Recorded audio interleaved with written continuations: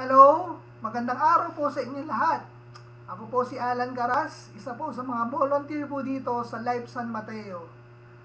Masaya po ako na nandito po kayo ngayon. Alam niyo po, tinuturing ko pong best decision of my life, yan pong Victory Weekend. So, congratulations! I'll see you all tomorrow sa water baptism. Sabi po ni Pastor Ricky, the Bible promises spiritual freedom. So, yan po yung topic po natin na next, freedom, victory over addictions. Sabi po sa Galatians 5 verse 1, for freedom, Christ has set us free. Stand firm therefore and do not submit again to a yoke of slavery. Kung marerecall nyo po yung sinabi ni Pastor Ricky kanina, magkakaroon daw po tayo ng open heart surgery today. So, sino po ba sa inyo yung kayang operahan o kayang mag-perform ng open heart surgery sa sarili mo? Malamang wala po, di ba? So, anyway, yung point lang po, malinaw po dyan sa verse po na yan, that it is Jesus who can set us free. Ang spiritual freedom, it is a gift. Bigay po siya. Hindi po na ito yung kaya itong pagsikapan makuha. And since nandito po kayo na yon to declare your faith in Jesus, to be His follower, you are called to live in freedom.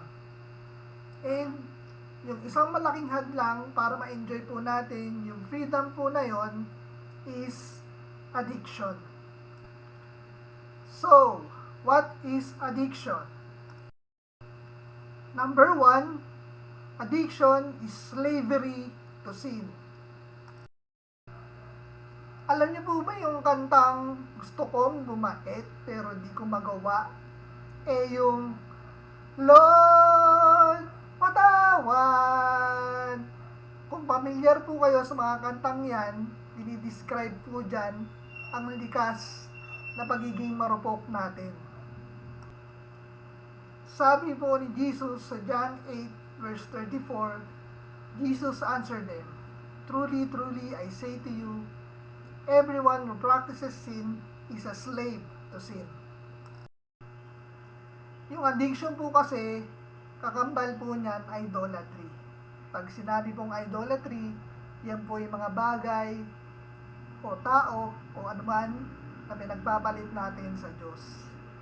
Ngayon, kung patuloy po natin yung pinapractice o ginagawa, ang sabi po ni Jesus, you are slave to that. Meaning, siya na po yung nagkocontrol nun, kung ano man yun, kahit na alam natin na hindi nakakabuti sa ating katawan, sa trabaho o kaya sa pamilya, go pa rin, hindi po ba? Sa number 2 naman po, addiction is false freedom. Ang sabi sa 2 Peter 2 verse 19, they promise them freedom, but they themselves are slaves of corruption. For whatever overcomes a person, to that he is enslaved. Alam niyo naman po tayong mga tao, marami po tayong pangangailangan o hinahanap. Pwedeng pera, pagkain, pagmamahal, maimbing na tulog, atensyon, katahimikan, katotohanan, pangangailangang espiritual at iba pa. Ngayon, dahil sa mga yan, syempre ang tendency natin ay maghanap ng mga bagay, lugar, o tao na makapagbibigay sa atin ng sagot para mapunan yung mga wants, needs, or questions na meron tayo. So, dyan po sa verse na yan, pinawarningan lang po tayo na kung ano man yung ating kinahuhumalingan, pinaniniwalaan o kinabibilangan, kailangan natin yan suriing mabuti dahil nga po, pwede po yan ay false freedom. Pwede po yan, ang malaki po ang epekto po nito sa ating relasyon, sa ating pamilya, kahit sa trabaho, sa ibang tao, at lalong-lalo na sa Diyos. Kung Yan po ay false freedom. Yan po ay panandalian lamang at malayo sa katotohanan. Kung meron naman pong false freedom, syempre meron ding true freedom. Ang sabi nga po kanina sa isang verse, the truth will set you free. Addictions can be broken. Sabi sa Isaiah 61 verse 1, the Spirit of the Lord God is upon me, because the Lord has anointed me to bring good news to the poor. He has sent me to bind up the brokenhearted, to proclaim liberty to the captives, and the opening of the prison to those who are bound. Pakisabi nga po, power! Yan! Now that you have been baptized with the Holy Spirit, you can have freedom not to do whatever you want, but the power to do what is right. Tingnan po natin yung pwede po natin gawin. Pati na rin yung mga kasamang verses para ma-enjoy natin yung freedom. Number 1, resist the devil. Sabi sa James 4 verse 7, submit yourselves therefore to God. Resist the devil and he will flee from you. Based po sa scripture, the starting point to resist the devil is to submit yourselves to God. And nandito ka na yon, you are submitting yourselves to God. Nag-surrender kayo na yon. Andito ka na yon kasi nandito si Lord. So ganun din po, pagkatapos po nitong Victory Weekend, the best way to enjoy our freedom is to turn to God and resist the devil. Pag may tukso po ba, sino po ba yung nandun? Pag may prayer meeting, Sunday worship service, live group, sino po ba yung nandun? Tandaan lang po natin na pag lumalayo po tayo kay tanim, lumalapit po tayo kay Lord. Hindi po ba? Which brings us to point number 2. Draw near to God. Sabi sa James 4 verse 8, draw near to God and He will draw near to you. Alam niyo po ba yung kantang Lift Up Your Hands ni Basil Valdez? Anyway, papaalala ko sa inyo. Cast your burdens upon me, those who are heavily laden. Come to me, all of you who are tired of carrying heavy loads. For the yoke I will give you is easy, and my burden is light. Come to me, and I will give you rest. You know, yan. Kung kanina po, yoke of slavery, sabi po ni Jesus, come to me, and I will give you rest. Sino ba dito ang may asawa na? Yung single po. Yan, lahat naman po tayo, pinagdaanan o pagdadaanan natin yung panliligaw. Sa panliligaw po, syempre, bibigyan natin ng panahon yung taong gusto natin. Gusto mo, lagi siyang kasama. Gusto natin, lagi siyang kausap. Hindi po ba? In other words, magbibigay po tayo ng effort para kilalanin at makilala niya rin ikaw. Gustong malaman kung ano yung gusto niya at kung ano rin yung ayaw niya. Siyempre, gagawin mo yun para maging close kayo at lumalim yung relasyon nyo.